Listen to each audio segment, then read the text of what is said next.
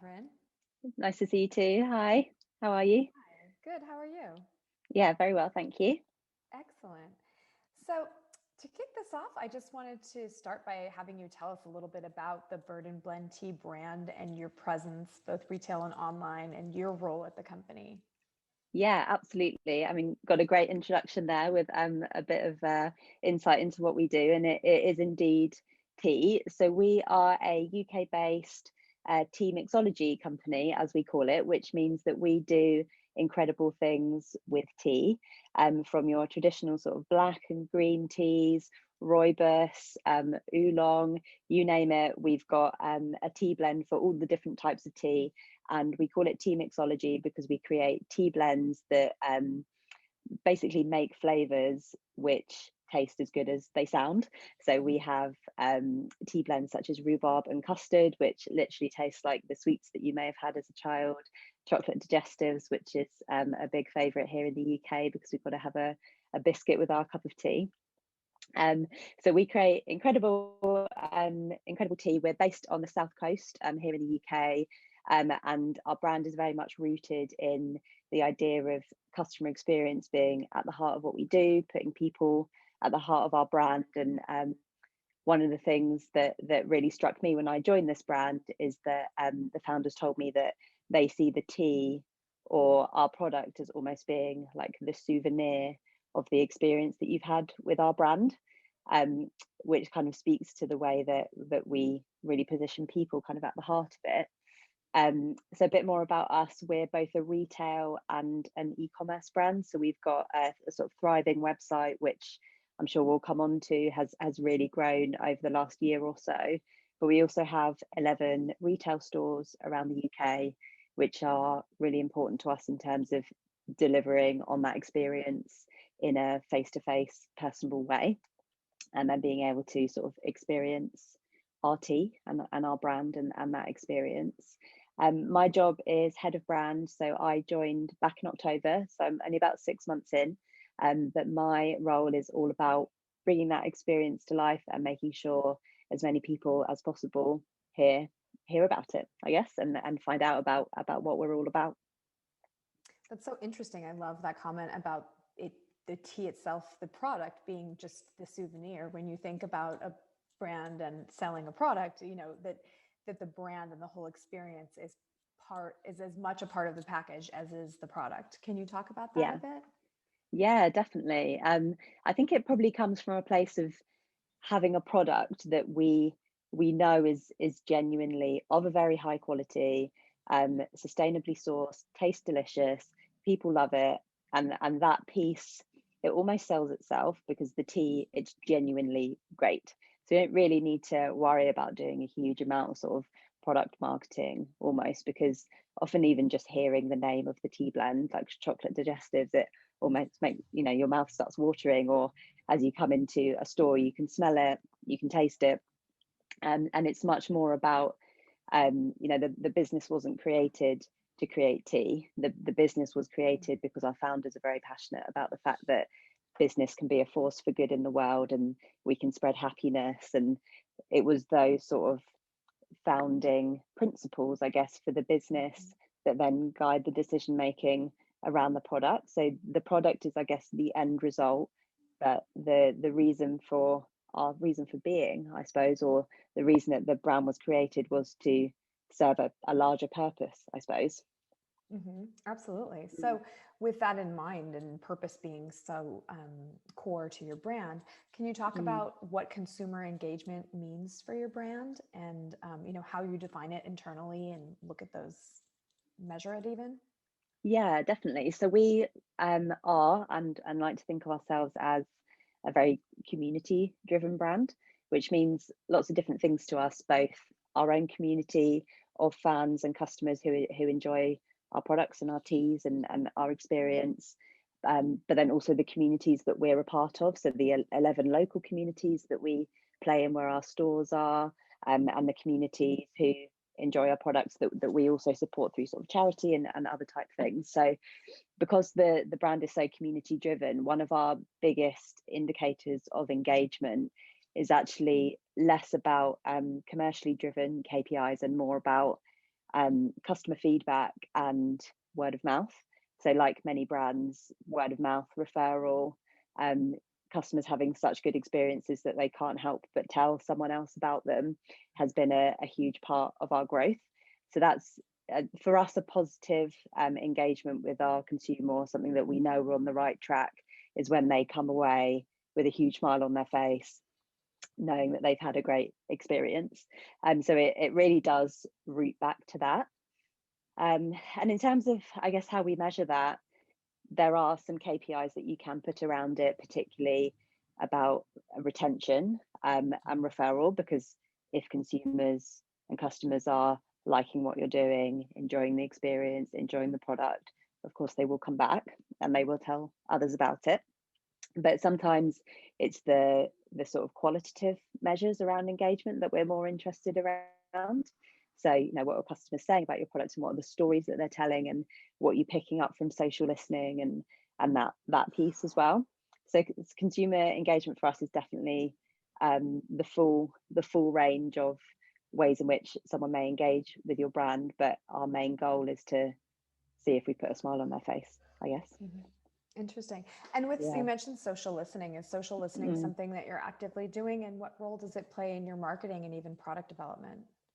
Yeah, so there's a few different ways that we do that. So we run traditional social channels like many brands do. We're active on Instagram, we're active on Facebook, and we run content around there. And one of the programs that we've both been most excited to launch recently is what we're calling a micro community within our existing customer base. So identifying some of our most active and engaged customers and creating a closed space just for them.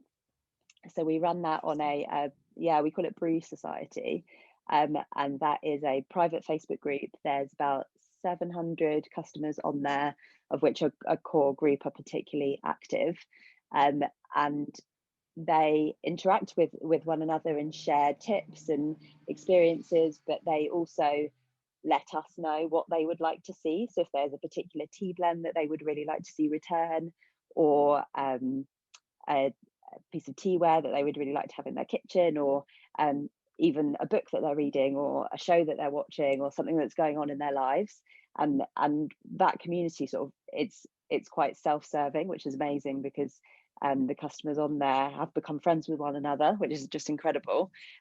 So our role there really is just to listen to what's happening, to take tips. And we only launched it back in March, and we've already rolled out a few things that have come up from the conversations that are happening within that group. So we've got that sort of very micro, very personal level, like literally me and my team, we're on there personally listening to the conversations that are happening on a very one-to-one basis, as well as the bigger data and trends piece that we get from our bigger core brand social channels. Mm-hmm. It's so interesting that they're on there talking about, their love for tea and sharing, I imagine, recipes or ways to mix things and prepare and whatnot. But then it's also branching off and talking about other things they're interested in, like books and movies and whatnot. And, I'm curious then how you are taking this and what this means to your marketing. I think there's there's two ways that we could do that. So the obvious route would be into product development. So yesterday, for example, we ran a very limited edition run of one of our blends, which is called Butter Brew, which is inspired by Harry Potter, because we know that there's a big following around that. So we can create tea blends and create products that directly speak to things that we know our customers are interested in. They've been asking, for example, for a Dungeons and Dragons tea blend, because a lot of our customer base are super into that, and that's a community and something that they identify with, as well as something that our product will fit really naturally into. So from a product development point of view, it gives us a lot of inspiration, but I think it's also can be a little bit more subtle around that as well, such as where could we be looking at doing some collabs or sponsorship? Where could we be active in the community? What charities would they like us to support? and also what language are they using to describe our products. And I often find that sometimes your customers can put things into words way better than you ever can. And sometimes seeing the way that they're talking and the way that they're interacting, that alone can be quite inspiring from a marketing point of view. So I think it does really range from exact things that you may want to go and develop because customers are literally asking for it, and you can go and develop what you know they're looking for, through to sort of nuggets of inspiration for your marketing, your messaging, your photography, your strategy, where you want to put your budget, that comes up as a result of the conversations that you can see are happening. That's so interesting. And so when you look at that language, are you using some of these keywords in your search campaigns and your email campaigns, just putting it into or even on the website? Yeah, absolutely. I think brand tone of voice is something that can evolve so much over time, and as your customer base grows and changes and maybe evolves, I think it's quite important to be reactive to that and be able to respond to it while still keeping the heart and soul of what your brand looks and feels like, understanding what will resonate with your customers and being able to weave that into your brand is something that I think can be really powerful. Absolutely. So tell me Yeah. about which marketing channels you're using and how you're implementing them. Yeah. So when we ask customers how they hear about us, I think we probably have quite maybe an unusual makeup of how that works for us. But being an omni-channel brand that's active on the high street, we've got brick and mortar locations, but also have an increasing e-commerce hub, which has grown a lot over the lockdown period here in the UK. We actually find that a relatively large proportion of our digital customers actually come from our stores. So they've either walked past us, or they've been on a day trip down to Brighton, and they've come in with a friend and had a great experience, enjoyed the tea. They don't live near a store, so they then become a regular digital customer. So we almost think of stores as a marketing and brand awareness channel as much as we do a commerce one, because it is part of brand discovery as well as acquisition. So stores are a marketing channel for us that are really important, which is quite an interesting way of looking at retail. Word of mouth is obviously really big for us. And then our core sort of, I guess, more traditional marketing channels would be social, and email is really big for us as well, like it is for many brands. And that's a channel that I really enjoy working on as well.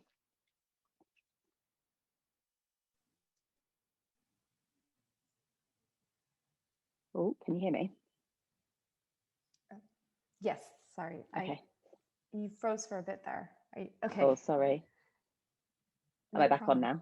Yeah. Yes, all smooth. So you were talking Cool. about stores as a marketing channel, which is so interesting. I know. So when you decide on where to open a store, I imagine like having that flagship on a very core high street, is very key. Can you talk about choosing those locations and what strategy goes into opening retail? Yeah, absolutely. So we use a combination of factors when deciding where to open a store. So we often will just listen to where our customers are asking for a store to be. So they will let us know where they're looking for us, and we'll quite often, every time we open a new store, we'll have lots of other customers saying, "Oh, you should come here and you can come here," and we keep our ear to the ground. But we also look for locations that represent a time and a place where we know a customer is going to be having a certain type of experience. So we have stores in, for example, Brighton, where we're based, which is very much, the quintessential British day trip. It's by the sea, and there's loads of other independent brands around. When you come to Brighton, you're having a certain kind of very happy experience that we want to align our brand with. Same with the other locations that we're in. So we've just opened a store in Oxford, for example, which is, really beautiful, really vibrant town. Bristol, Nottingham. We've got 3 stores in London. So we look for locations and communities that we think will fit with the general sort of spreading happiness vibe of our brand, and then look for storefronts and locations that sit within the heart of high streets and where other independent brands are located, because that's a big part of who we sort of identify with, and how we want to align ourselves as big supporters and big champions of our high streets. Mm-hmm. So with that being said, obviously the last year in retail has been tough with the pandemic and closures. Yeah. And how did that impact your business? And, how did you pivot to adapt to that? Yeah, it affected our business in a big way. Absolutely. We have 11 stores, as I've said, which come with it many team members who have been on and off furlough and facing open and closed stores over the last year, which is incredibly tough for them personally to maintain positive mental health and engagement with the brand, and understanding and keeping up with everything that's going on. So there's been a big focus for us around maintaining the support for our store teams, whether or not the stores are open.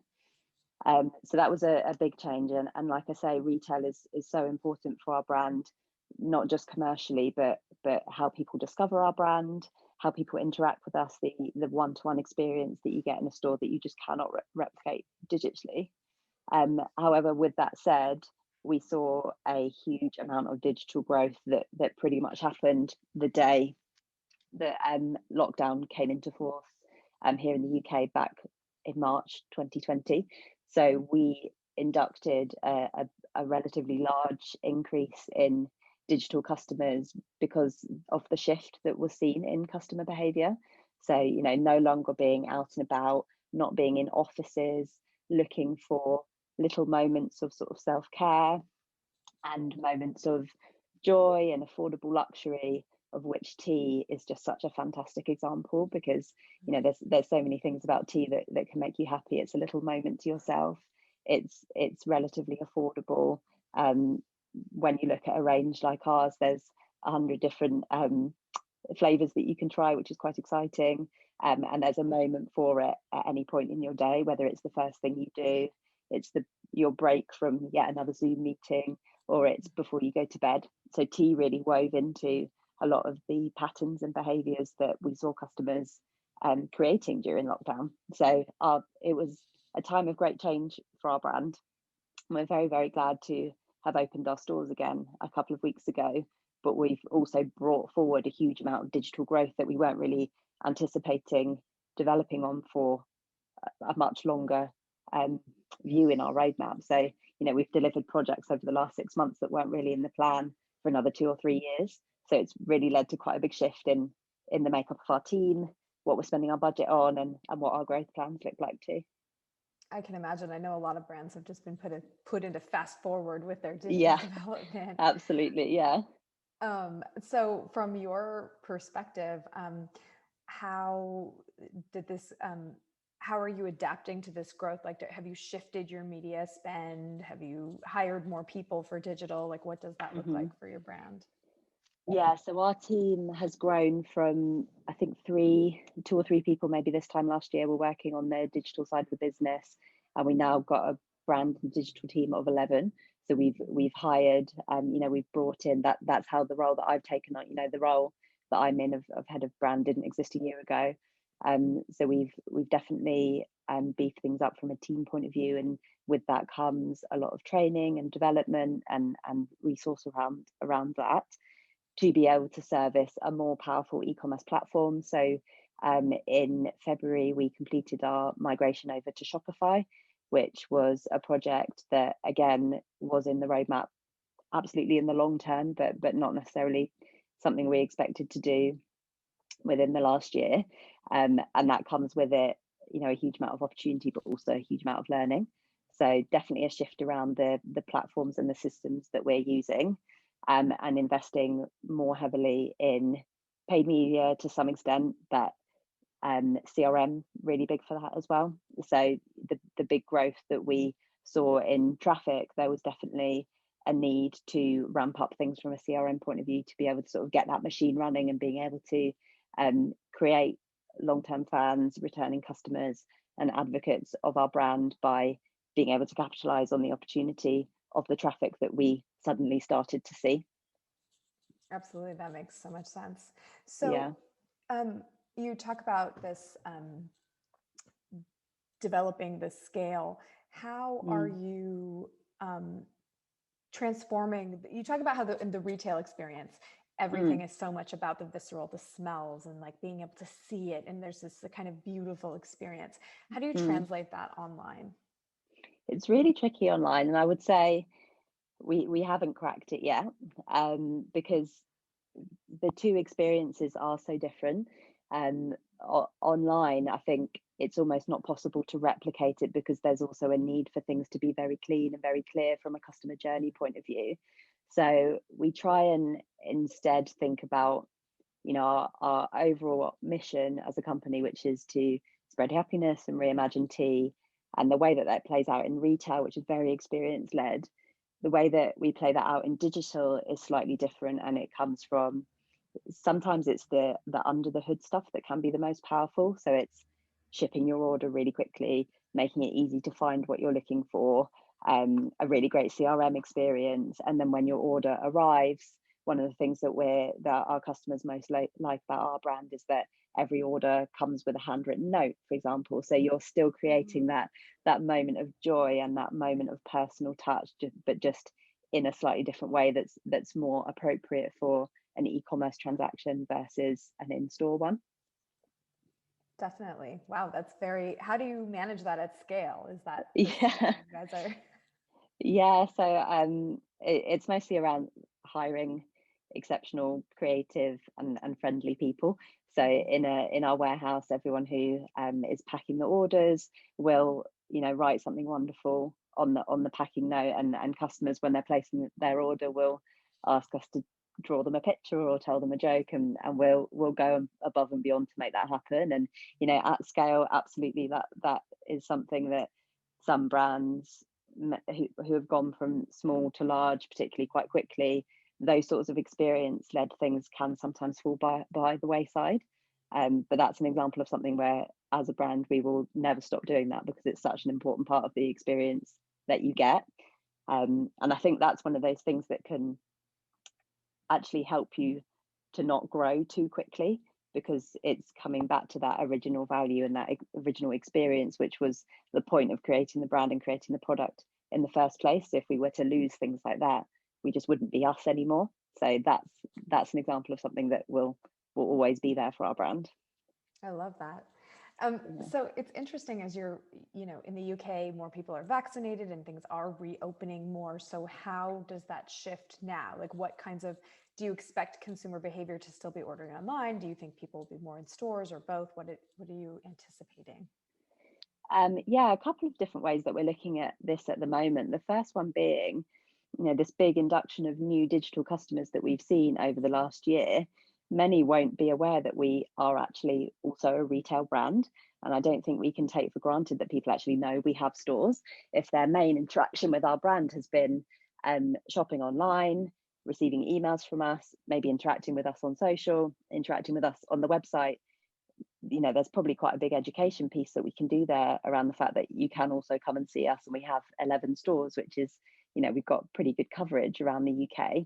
So that's a big focus for us at the moment, getting digital customers into stores, because we do believe that if a customer comes into a store, they'll get a fantastic experience, and you can be a digital customer that can also get to know us personally. So that's a big focus at the moment. And in terms of how we think behaviour will change, we've seen busy high streets, we've seen queues to get into stores, which is really encouraging to see. And we are, like I said at the beginning, we are big advocates of the high street, and we believe that if we can get traffic into our store, that has a benefit on the other independent businesses that are on the same high street as us, in the communities that we want to be a part of. So we will definitely continue to do all we can to drive traffic into those stores, even though it may be quicker and easier to buy something with a couple of clicks of a button. That in-store experience, we definitely believe, still has a place in the sort of future of customer engagement, even if it's not predominantly about driving revenue or commercial value. It's more about the experience that you're getting with the brand and forming that connection and almost affinity with your brand. Mm-hmm. Definitely. Can you talk about, as a values-driven brand, how that shapes your decision making and your marketing and communications with consumers? Yeah, definitely. So our values, we have a number of them, as many brands do. So ours are customer experience at the heart of what we do, um, caring about people on both sides of the counter. So our customers and being a people-centric brand, but also employee experience and making team members feel heard and invested in their growth. And then the other big one for us is what we call the magical world of tea, which is tea innovation. So continuing to do really unique and wonderful things with our products that excite our customers and excite our community. I think the most powerful one in terms of how it affects our strategic planning and our marketing delivery is that customer experience piece. I did, I alluded to it earlier around that being the central sort of north star that can stop you from trying to get too big too fast, because that we could open many new stores or run a huge marketing campaign, but if we weren't ready to actually service the customers that might drive in a way that we want to deliver on, we won't do it. So it helps you create the right types of decisions, I think, as well as the right type of marketing. So we don't do a lot of discounting, for example, because we know that doesn't necessarily create long-term brand value and advocates of your products. So we do 2 a year, one at Boxing Day and one in the summer, and that's a kind of no-go area from a marketing point of view, and because that links back to our values in terms of creating experiences and putting people first and not being too tactical, that's it's just kind of set in stone that just won't happen. So having those guardrails in place, I guess, is how your values can really help you keep on the straight and narrow and keep remembering why the business was created in the first place. That's really interesting. And that approach to not discounting, I think, is is something that's very common among luxury brands. You were talking about, obviously, we don't necessarily look at the category of tea as luxury, but you were talking about how it becomes this personal luxury and this joy, especially in this last year where we're all looking for little moments of pleasure and like self-care. Yeah. So do you kind of see yourself as, or do you take any inspiration from the luxury category? I think the way that we would maybe align with luxury would be around quality. So as tea goes, it's one of those categories where you could spend as little or as much as you like. And our tea, from a price point of view, particularly if you were looking for a classic black tea, what you get with us, it is more expensive than if you were to pick something up in the supermarket. But that's more because of the supply chain and the quality of the ingredients and the eco nature of the packaging. It's more about, we're trying to create something that aligns with our values, and that's how much it kind of ends up costing, to be able to pay people well and look after where the provenance of the product and create good packaging and create good experiences and all the rest of it, rather than setting out to create a luxury product, if that makes sense. Absolutely. That definitely makes sense. I'm curious, as you talk about the role of sustainability and, paying people fair wages and all of that, is that part of your marketing strategy? Do you communicate that to customers? Yeah, we do. So one of the great things about the way that we look at eco and sustainability is that it comes from a place of being a really big passion point for our founders themselves. So when they created the business a number of years ago, there's a photo of it somewhere where the original business plan, which is on an A4 piece of paper in the notebook, and the first thing on there is sustainability. So that genuinely was something that has been at the heart of the business from day one, and it's something that they're really passionate about. So we come at sustainability from a point of view of this is something that's central to our business, rather than something that we are being quite tactical with or reacting to a change in consumer behavior, which is a really fortunate position to be in when you're working on a brand, to know that is coming from quite an authentic place.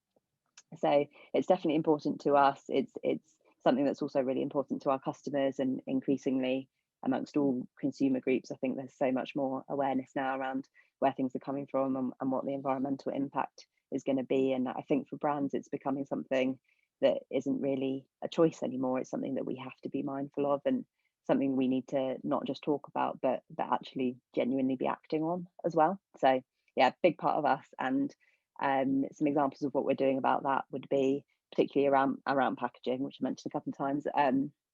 We are creating a new type of packaging because we couldn't find something on the market that would enable our tea pouches to be sustainable. So we've created this, new type of packaging that is also compostable, which is sort of new to the market. And that has been, an investment that we've made as a company because we thought it was important to do that. So, and that's been driven directly by our founder, Mike. So it's really trying to create meaningful change, which from a brand point of view then makes the messaging of that it's just there for the taking, isn't it, rather than needed to go and look for opportunities to make something seem eco, I suppose. Definitely. And I think when you make life easier for consumers and help them make choices that follow their values as well, when they're trying to make more sustainable choices, then they're just going to love that because they don't have to do the work, you're doing the work. Yeah. And I think consumers know when something comes from the heart and when it's authentic as well. Consumers are smart and they understand brands better than marketers may think that they do. So authenticity, as always, is key for sure. Definitely. Yeah. Can we just talk a little bit about the KPIs that you're looking at, particularly in terms of consumer engagement? Are you measuring this and how? Yeah, so we will look at KPIs around both sort of how our new customers behaving and what's happening at the top of the funnel, and whether we are reaching enough people and growing our brand, and tapping into what is ultimately a very, very competitive category. Tea, a lot of big players out there, and we are a small independent. So we look at how many people we're reaching, and what their engagement with us would be, which then rolls back into retention, which are probably our most important KPIs are around retention. Are they coming back? What are they buying? Is it what are the behaviors? So there's lots of different ways, because we've got such a big product range, all different types of tea. It's quite interesting for us to see what types of buying behavior is happening. Like, is it a staple where someone may be ordering the same type of tea every 6 weeks, or are they experiencing our seasonal range and trying new things and tapping more into the sort of innovation and slightly more magical side of our brand? So the KPIs around that would be, what are customers actually interested in, and what are they looking for, what's bringing them back, and how can we encourage them to try new parts of our range. And then a new piece of measurement, which is definitely new for me, because joining the brand back in October when stores were closed, we're now starting to look at more of an omni-channel piece now that our stores are back open again. So how many of our digital customers are making their way into store? Are they coming in for a workshop, for example, which we run, which is really sort of cements your engagement with our brand. So it's that crossover piece now is increasingly becoming a KPI for us. How are our new digital customers becoming more inducted into the world of our brand? That makes a lot of sense. Bringing them now that we're going into this next shift in behavior. Exactly. Yeah. So we have a few questions that have come in from the audience, and I'm going to turn it over to that right now. Sure. The first one is, how important is staff recruitment and training to deliver Bird and Blend's in-store experience? Absolutely pivotal. So important, and something that we invest in really, really heavily. So prior to stores reopening, a couple of weeks ago, we ran a 2-week-long intensive training sort of academy for every single store team to remind them of the customer journey, reacquaint them with the products, and just sort of re-energizing them around the brand. So, and that was for every single store team member, whether you've been with us for 2.5 years or if you're brand new. So I think the upfront training and around the recruitment piece is really, really important, but it's something that we will sustain throughout your time with us as a team member. So yeah, really, really important. And we have quite a specific sort of set of values and behaviour and type of person that we look for when hiring as well, which has been quite important to our growth as well. Absolutely. Yeah. Another question from the audience is, how do you see your audience demographic expanding to be more inclusive as the industry grows and evolves? I think one of the great things about a brand like ours, and funnily enough, we were having a conversation along a very similar line earlier today, is that there's truly something for everyone within our product range, which is quite an unusual position to be in, and it's less about repositioning of the product to make it more suitable for different customer segments or different demographics, but more about we've got quite a big product range, so there really is something for everyone. So the traditional tea drinker who's looking for a solid black tea, through to someone who's looking for something a bit more fun. So we've got a blend called Blue Raspberry, for example, which brews purple and then you squeeze some lemon in it and it turns pink, and that's just sort of an amazing content piece that's doing really well on social at the moment. So I think it will evolve. Sorry, it's very noisy outside. It will evolve, and for us it's about looking at how those consumer groups are behaving and what the different routines around tea that are emerging, and being able to pull out from our range the products or the moments or the experiences that we have to offer that best suit those groups. So the challenge for us, I guess, is keeping our eye on that data, keeping our eye on consumer behavior and being reactive to that, and looking at what we've got at our disposal to be able to best serve what those customer groups are looking for. That makes sense. I imagine just with your huge inventory and line that there's a lot of possibilities. Yeah, absolutely. So there's one more question from the audience, and that is, what has been your most successful marketing program? What has been? So the Brew Society that I spoke about earlier was definitely continues to be a great program for a number of reasons, both because we're providing a very unique experience for our top customers, which means they come back to us more and they tell more people about it. But we, in return, also get a huge amount of insight from them. So that has been a great, I guess it is a marketing program. It's a customer engagement and a brand piece, but it is also a marketing piece in terms of recent campaigns as well. So we do a very good job of hooking onto seasonal moments throughout the marketing calendar, which is pretty common in every marketing team and every marketing calendar. There are key seasonal moments, so we will create blends that align with things that are going on in the world. So for example, we have a very successful pancake day range where we will have blueberry pancake tea. This year we ran strawberry and Nutella, which was the big fan fave. So building in sort of innovation and magical flavors into key moments within the calendar is always really powerful for us, and our customers get a lot out of that.